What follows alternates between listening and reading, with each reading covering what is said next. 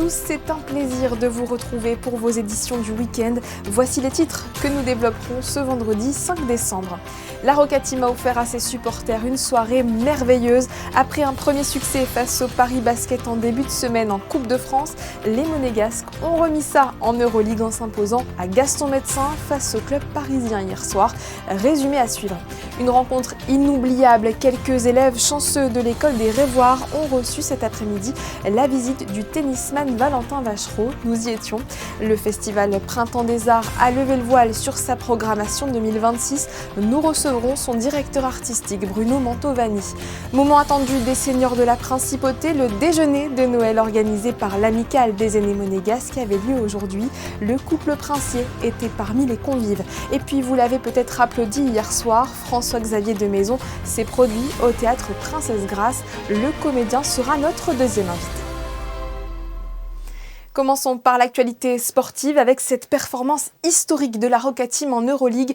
Monaco a dominé Paris hier soir 125-104. Une prestation offensive de très haut niveau décryptée par Frédéric Elion sur les images de Camille Caloni. 125 points marqués en 40 minutes. Jamais une équipe n'avait marqué autant de points dans un match sans prolongation dans l'histoire de l'Euroleague. Après 2 succès records, plus 32 sur le parquet de l'Asvel, puis plus 36 contre l'Anadolu Efes Istanbul, Monaco continue d'affoler les compteurs. Comme lors de l'épisode 1 mardi soir, le début de match est un festival offensif. Monaco et Paris terminent le premier quart-temps à 80% de réussite à 3 points, 35-29 pour la Rocca Team. Les Monégasques maintiennent le pied sur l'accélérateur, un 14-2 en 4 minutes 30, ponctué par ce lay-up d'Elie Okobo, main droite s'il vous plaît. À la pause, plus 12 Monaco, 58-46 avec déjà 16 passes décisives. En deuxième mi-temps, la Rocca Team va scorer 67 points avec une base arrière déchaînée. Okobo, meilleur marqueur du match avec 26 points régal. Mathieu Strazel est en feu à 3 points, 6 sur 8 longue distance et 22 points au final. Un jeu collectif huilé, 30 passes décisives, ce Monaco-là est injouable. 125-104, troisième victoire d'affilée pour les Rouges et Blancs en Euroleague. Déjà, je ne dirais pas que c'était pas ça défensivement. Je pense qu'on a fait un solide travail, surtout en deuxième mi-temps. C'est juste qu'ils jouent beaucoup de possession et qu'ils courent beaucoup. Donc forcément, quand ils rentrent beaucoup, on marque un peu plus. Mais ouais, c'est vrai qu'on a bien répondu offensivement. On a fait des choses simples, on s'est passé le ballon. À chaque fois qu'ils trappaient sur les isolations, on trouvait les gars ouverts et on était en confiance. Tout le monde était à son meilleur niveau, j'ai envie de dire. Et ça fait plaisir de voir tout le monde impliqué comme ça. On a subi tout le match.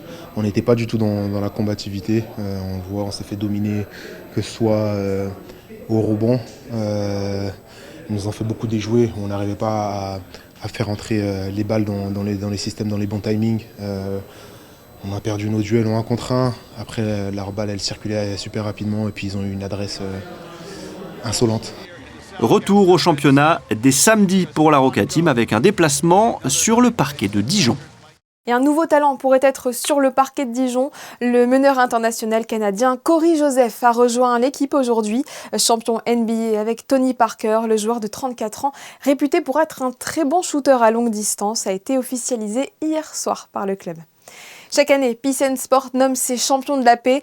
En 2024, de nombreux athlètes ayant participé aux Jeux Olympiques de Paris avaient été mis en valeur. Hier soir, c'est Grace Keyoro, joueuse de l'équipe de France de football, qui a reçu ce titre lors d'une soirée prestigieuse au Yacht Club de Monaco. Retour en image avec Gaëtan Lebrun et Jean-Alexandre Dordet. Grace Keyoro, internationale française, a été nommée championne de la paix 2025. Une récompense qui salue autant son parcours sportif que son engagement humanitaire. La joueuse a lancé cette année son association Power Be Great et œuvre en République démocratique du Congo pour développer des programmes sportifs et éducatifs pour les jeunes. Le message, c'est de continuer à développer toutes ces valeurs-là que représente aussi Peace and Sport, les valeurs de paix, de partage, d'équité. Donc oui, c'est transmettre ce message à la jeune génération. J'ai lancé aussi mon association où j'ai été aussi accompagnée par Peace and Sport. Donc c'est vraiment d'accompagner la jeune génération, que ce soit en France ou dans mon pays d'origine au Congo. Et oui, de transmettre toutes ces valeurs-là, toutes ces valeurs-là qui sont super importantes. Peace and Sport a aussi honoré la fondation Shana, lauréate du prix Socrates 2025, créée par l'entraîneur du PSG, Luis Enrique, et son épouse Elena Culel. La fondation accompagne les enfants hospitalisés atteints de maladies graves. Nosotros les ayudamos según las necesidades de cada familia, con un soporte a nivel económico, con un lugar donde vivir, porque hay muchas familias que están desplazadas y vienen a Barcelona, a Madrid o a otras ciudades donde hay hospitales referentes pediátricos a recibir tratamiento, pero no tienen la economía suficiente para poder financiar este tiempo que están en estas ciudades tan caras. Entonces les acompañamos con un lugar donde vivir, con soporte económico, con transporte, con actividades de bienestar, con deporte, con alimentación, según siempre, y soporte emocional. Alors le fait qu'ils aient reçu le prix Socrates, c'est 1 milliard de personnes qui ont pu entendre la remise de ce prix. Même quand on sait que voilà, la personne qui est derrière, c'est Luis Enrique, l'entraîneur du Paris Saint-Germain, une célébrité, mais qui n'a pas la possibilité de faire la promotion de sa fondation, comme on peut le faire avec ce trophée Socrates. Donc pour nous, c'est un vrai challenge d'arriver à démultiplier aussi ce genre d'action, mais pas seulement pour ces actions-là, mais pour inspirer à la fois des joueurs dans le monde du football à mettre leur notoriété au service de cause, et pour aussi influencer des présidents de clubs professionnels à penser aussi à autre chose que résultats sportifs, mais à former des modèles qui peuvent être utiles dans la société. Deux parcours différents mais une même ambition, utiliser le sport comme moteur d'inclusion, de solidarité et d'espoir. Une soirée à laquelle ont assisté d'autres athlètes. Vous l'avez aperçu, Valentin Vachereau était présent. Le vainqueur du dernier Masters 1000 de Shanghai était aussi ce matin à l'école des Rêvoirs. Le tennisman monégasque a offert au CM2 un moment qu'ils ne sont pas prêts d'oublier. Alban Jean-Jean et Camille Caloni. Ce sont des images qui rendent fier Monaco, la victoire de Valentin Vachereau au Masters 1000 de Shanghai, une performance ancrée dans tous les esprits, même chez les plus jeunes, et ça tombe bien puisque le tennisman rendait visite à certains élèves de la principauté. Qui est votre idole dans le monde du tennis ? Roger Federer. Vous le connaissez ? Non. Quand on est jeune, on regarde toujours les athlètes d'en bas avec des grands yeux et essayer de faire pareil qu'eux. J'espère que ça leur donnera des idées. Ils ont posé des superbes questions. Toujours progresser, toujours essayer de nouvelles choses, même après l'échec, essayer de toujours progresser, garder la tête haute. Donc à travers toutes les questions, j'essaie de les aider de la manière que je pouvais. Un moment d'échange qui aura confirmé certaines vocations et mis des étoiles dans les yeux de tous les élèves. J'ai demandé des conseils pour devenir champion. J'ai retenu qu'il a eu plusieurs défaites, plusieurs blessures, mais du coup il n'a jamais abandonné et c'est grâce à ça qu'il a réussi à être 31e. Ça m'a inspiré à faire pas du tennis, mais plein d'autres sports comme lui. Il a donné des conseils pour s'entraîner et moi je les prends pour moi aussi. Ça m'a vraiment plu, on a vraiment eu de la chance d'avoir un athlète comme ça. Chaque élève est reparti avec un autographe du tennisman et de bons conseils pour l'avenir. Sur le volet diplomatique, Evelyne Janta a présenté ses lettres de créance à son Altesse Cheikh Mohammed Ben Zayed El Nahyan, président des Émirats Arabes Unis. Cette accréditation fait d'elle le premier ambassadeur extraordinaire et plénipotentiaire de la principauté aux Émirats Arabes Unis. Toujours en bref, la chambre patronale du bâtiment a organisé son cocktail de fin d'année hier soir. Une manière pour le syndicat de réunir toutes celles et ceux qui appartiennent au secteur de la construction, pilier de l'économie monégasque. Son président Fabien Deplanche a profité de l'occasion pour évoquer les tensions de recrutement que connaît ce domaine d'activité. Pour rappel, depuis plus de 80 ans, la chambre patronale du bâtiment se donne pour mission d'étudier et de défendre les intérêts des entreprises de travaux publics et particuliers installés à Monaco. Il est l'heure d'accueillir notre premier invité. Le festival Printemps des Arts a dévoilé ce midi la programmation de sa prochaine édition qui se déroulera du 11 mars au 19 avril. Depuis le musée océanographique, son directeur artistique est en duplex avec nous. Bonsoir Bruno Mantovani. Bonsoir. Merci de nous accorder cette interview. L'année dernière, c'était l'œuvre de Pierre Boulez qui a été le fil rouge du festival. Est-ce qu'il y a un thème cette année ? Oui, j'aime bien que le festival soit thématisé pour que le cadre soit clair. À l'intérieur du cadre, on peut faire toutes les folies que l'on veut. Mais là, l'idée, c'était de partir sur un nouveau cycle de 2, 3, 4 ans, nous verrons bien, sur les utopies. L'utopie, c'est ce qui doit pousser tout créateur à essayer de dépasser son époque, de dépasser ce qui a déjà été fait et quelque part de faire de nouvelles propositions. Et cette année, c'est l'utopie instrumentale qui est à l'honneur, c'est-à-dire le rapport que les compositeurs ont eu à l'instrument, l'évolution des instruments, l'évolution de la lutherie, l'évolution des pratiques. Donc tout un univers qui est extrêmement intéressant parce que finalement, il nous paraît évident aujourd'hui que l'on joue du piano et du violoncelle, mais c'est l'histoire qui a imposé ces instruments dans leur forme actuelle. Et justement, chaque année, le festival parcourt plusieurs siècles de musique, de la musique ancienne à la musique contemporaine. Vous venez de dévoiler le programme pour 2026. Qu'est-ce que vous pouvez en dire pour donner envie aux téléspectateurs qui nous regardent de se déplacer ? Alors, c'est un programme qui est à la fois exigeant et en même temps très grand public. C'est-à-dire que l'intérêt au Printemps des Arts, c'est de proposer des choses que l'on n'entend pas forcément ailleurs, dans la création ou dans la musique très ancienne. Nous aurons un programme par exemple de monodies du XIIIe siècle, voire ou du XIVe siècle, donc des répertoires qui ne sont pas ceux qu'on écoute en permanence, mais où on accompagne les spectateurs pour leur donner des informations afin qu'ils puissent les apprécier, et puis avec des moments assez ludiques, comme une battle entre un ténor et un contre-ténor qui vont s'affronter sur le répertoire de Vivaldi, ou des concerts où vous entendrez 2 quatuors à cordes jouer, un avec des instruments qui sont montés en moderne, c'est-à-dire avec des cordes métalliques et des archets droits, et d'autres qui sont montés en historiquement informé, c'est-à-dire des cordes en boyau par exemple. Dans cette programmation, vous avez souhaité intégrer une œuvre de Marc Monet, un petit clin d'œil à votre prédécesseur. Oui, prédécesseur et ami et confrère, Marc a dirigé le festival pendant 19 ans et je lui ai passé commande d'un concerto pour piano qui sera donné par Jean-Frédéric Neuburger, immense pianiste et compositeur qui a droit à une carte blanche puisqu'il jouera dans 4 concerts différents lors de la prochaine édition. 2 concerts de Bach et de Mozart sont prévus. Il n'y a pas que de la musique dite classique. Il y a aussi un concert de jazz et de raga. C'est une première, non ? Oui, alors le raga indien, c'est une grande tradition musicale, c'est une tradition extrêmement complexe et donc nous terminerons le festival avant la série des ballets avec le ballet de Monte-Carlo par un spectacle de raga indien. Et puis en effet du jazz, je tiens à qu'il y ait du jazz dans la programmation depuis mon arrivée ici, donc 5e édition que je programme, 5e fois où nous aurons du jazz avec Yesai Karapetian, pianiste et joueur de doudouk franco-arménien qui teinte le jazz de tonalité un petit peu orientale. Il y aura cette année encore un concert aux bougies. Ce sont des concerts prisés par le public ?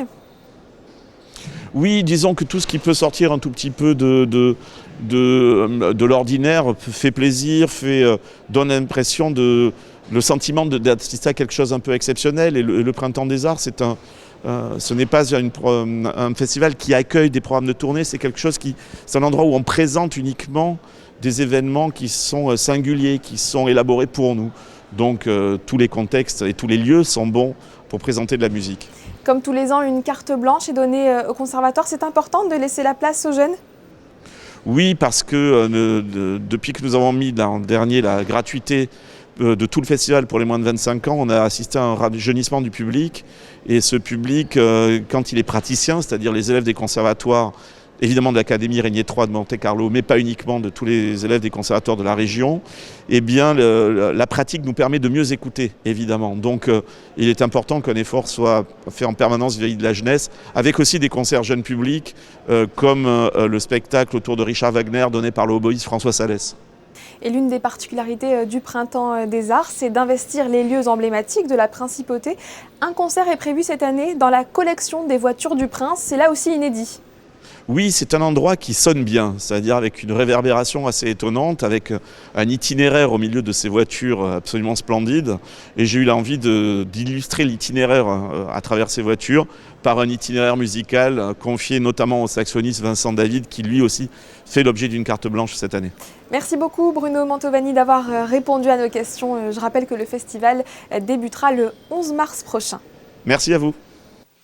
En attendant le printemps, profitons des joies que nous offre l'hiver. Se rassembler pour les fêtes en fait partie. Ce midi, l'amicale des aînés monégasques a réuni les seniors au Méridien Beach Plaza pour son traditionnel déjeuner de Noël. Il était particulier cette année. L'association a soufflé ses 75 bougies en présence du couple princier. Voyez ce reportage de Christine Petit-Homel et Lionel Bernardi. Le couple princier a marqué de sa présence cet événement à l'hôtel Méridien. Le prince Albert II et la princesse Charlène ont partagé ce déjeuner anniversaire avec les aînés.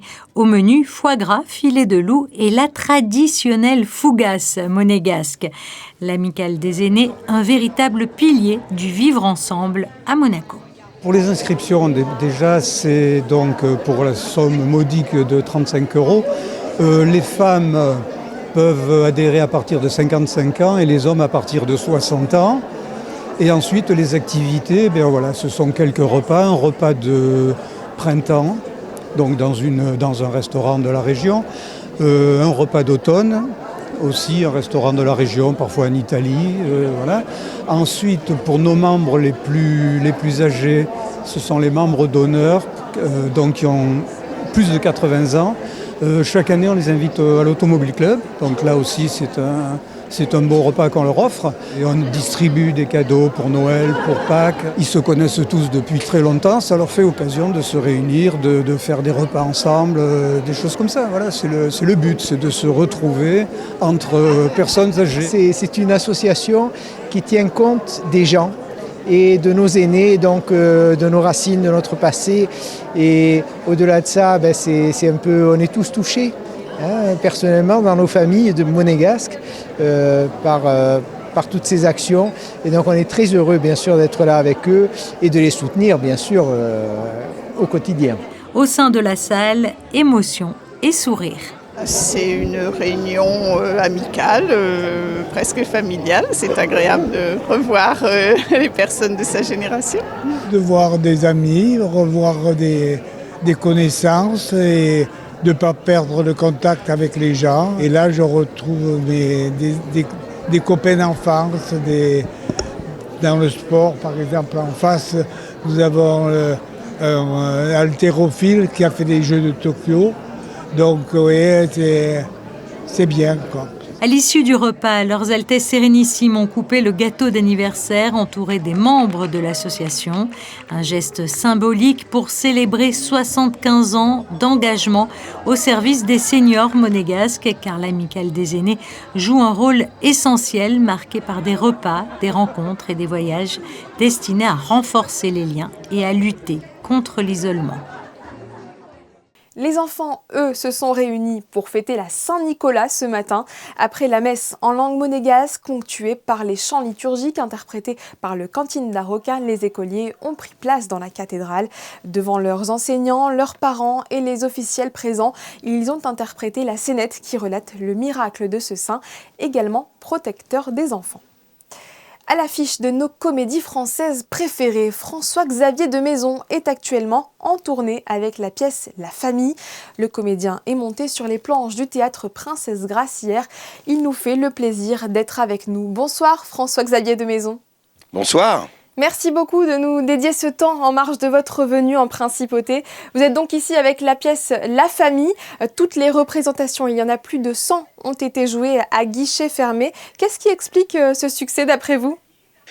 Qu'est-ce qui explique ce succès ? Alors, je pense que c'est d'abord la signature de Samuel Benchetrit, qui est un auteur à succès, un auteur contemporain qui fait des pièces qui marchent très fort. Il y a eu Maman avec Vanessa Paradis, il y a eu Lapin avec Pierre Arditi et Muriel Robin, et puis sans doute le casting aussi, peut-être, Patrick Timsit, modestement moi-même, Kate Moran, Jackie Berroyer et Claire Nadeau, et puis aussi, je pense, cette thématique qui parle au plus grand nombre, la famille, c'est universel. Bien sûr, c'est une histoire donc de frères.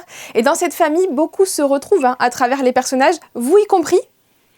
Oui, ma grand-mère disait, chaque famille c'est un monde. Donc effectivement, je crois qu'on s'y retrouve tous. Je crois qu'il y a un effet miroir très fort dans cette pièce. On est confronté à une vérité. Et cette vérité, forcément, elle nous parle dans nos histoires familiales, dans les relations qu'on peut avoir avec nos frères, nos sœurs, nos parents. C'est ça qui est très émouvant, parce qu'on rit beaucoup, mais on est aussi très ému. Et les relations sur scène, elles sont compliquées avec Patrick Timsit. Ce n'est pas le cas en dehors, on peut dire que vous avez même bien accroché tous les deux. Oui, on s'entend très très bien. Je l'aime beaucoup. Je l'admirais beaucoup comme acteur, comme réalisateur. J'admire sa carrière sur cette durée, voilà. Et puis c'est un bon vivant comme moi. On se retrouve souvent chez des amis restaurateurs communs en after. Voilà. La tournée promet d'être très fatigante. Ce stop d'ailleurs à Monaco est le premier sur la Côte d'Azur. Vous prendrez ensuite la direction d'Antibes puis de Marseille. Est-ce que Monaco c'est une place spéciale pour vous ? Moi, j'aime beaucoup Monaco pour plein de raisons. Ma mère est corse, donc il y a ces origines méditerranéennes qui sont vivaces encore. J'aime regarder la mer Méditerranée, j'aime l'ambiance ici. J'ai des amis. J'ai récemment parrainé et présenté avec Yvan Cassard une soirée au profit de la Fondation Flavien, une association qui est très dynamique à Monaco, qu'a créé Denis Macario. Donc oui, j'ai des souvenirs. Je me souviens ici être venu jouer avec François Berléand pendant le Covid. Je me souviens d'être venu jouer mes spectacles et à chaque fois j'ai eu un super accueil des Monégasques. Donc voilà, toujours heureux d'être à Monaco. Et vous leur rendez bien. Vous êtes en tournée jusqu'en avril prochain en France. Et puis, votre actualité, c'est aussi cette diffusion prochainement sur TF1. J'ai fait un guest dans le programme de mon ami Arnaud Ducré qui s'appelle Panico 31, mais on est très nombreux à avoir participé à cette aventure. Il y a Santa, Franck Dubosc, voilà. Ça, c'est au moment des fêtes. Moi, mon actualité à l'écran, ce sera l'année prochaine avec Astérix et Obélix, le dessin animé. Je fais la voix d'Obélix. Christian Clavier fait Astérix. Une grosse série pour TF1 et Netflix qui s'appelle Été 36 et une série en anglais, figurez-vous, pour Channel 5. Donc je suis en train de devenir un acteur international. On a hâte de voir tout ça. Merci beaucoup François-Xavier de Maison d'avoir répondu à nos questions. Merci beaucoup. Après le concert mardi de l'ensemble Les Passions dans l'église du Sacré-Cœur des Moneghetti, la direction culturelle a proposé un deuxième concert de musique baroque hier dans l'église Saint-Charles à Monte-Carlo. L'ensemble Concerto Soave a envoûté le public et notre équipe, composée de José Sacré, Julien Logier et Bastien Pigeon.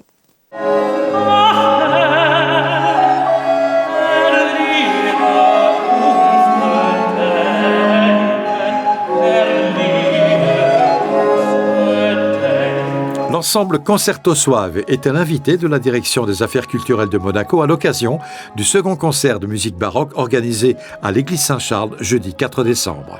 Et donc c'est un ensemble qui au départ était voué à explorer la musique italienne, particulièrement la musique italienne du début du XVIIe siècle, celle de Monteverdi par exemple. Et son répertoire a considérablement évolué puisque le concert que vous entendez ce soir est un concert consacré à Jean-Sébastien Bach. Donc vous voyez un vaste répertoire baroque. Alors c'est un ensemble à géométrie variable ? Tout à fait, c'est comme la plupart des ensembles baroques, c'est un ensemble à géométrie variable, avec des voix, avec des instruments. Nous allons des formations à 2, 3, jusqu'à des formations beaucoup plus amples. Par exemple, cette année, on a donné l'Orfeo de Monteverdi à l'Opéra de Marseille. Donc là, on était évidemment beaucoup plus nombreux, une quarantaine.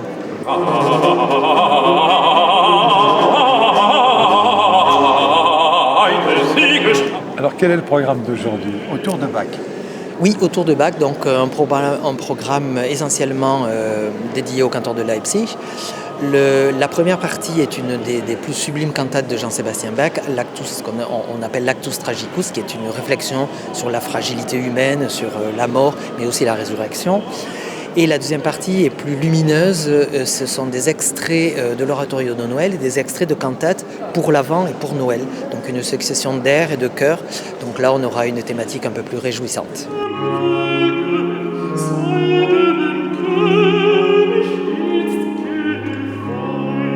Ce sont des œuvres d'une richesse incroyable, mais la richesse spirituelle aussi, parce qu'on a toujours une réflexion sur des thématiques, comme je vous disais, par exemple la fragilité humaine, le paradis ou la place de l'homme dans la nature, même il y a déjà une réflexion sur la nature. Vous voyez, une charge spirituelle très forte. La discographie de l'ensemble Concerto Soave est riche d'une 60aine d'enregistrements. Le plus récent est consacré à des œuvres d'André Campra et de Nicolas Bernier. C'est donc en musique que nous clôturons ce journal. Merci de l'avoir suivi. Les photos à venir reviennent sur la soirée de Peace and Sport. Hier, la joueuse de l'équipe de France, Grace Gayoro, a reçu le titre de championne de la paix 2025. Dans un instant, la météo, présentée par Frédéric Elion. Quant à moi, j'aurai le plaisir de vous retrouver demain à 19h. Excellente soirée sur Monaco Info.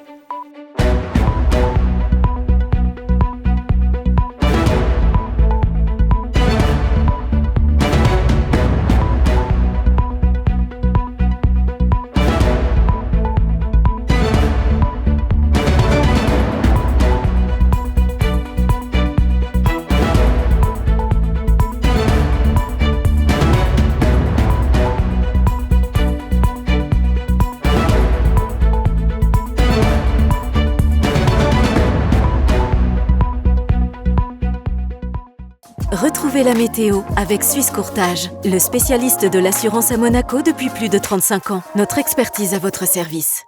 Bonsoir à toutes et à tous. Samedi, le ciel sera voilé avec malgré tout de belles éclaircies du matin au soir. Le vent soufflera de façon modérée et les températures seront comprises entre 7 et 14 degrés. Samedi 6 décembre, n'oubliez pas de souhaiter une bonne fête à tous les Nicolas. Ce sera aussi la journée internationale de sensibilisation à la maladie de Wilson. Une très bonne soirée sur Monaco Info. C'était la météo avec Suisse Courtage, le spécialiste de l'assurance à Monaco depuis plus de 35 ans. Notre expertise à votre service.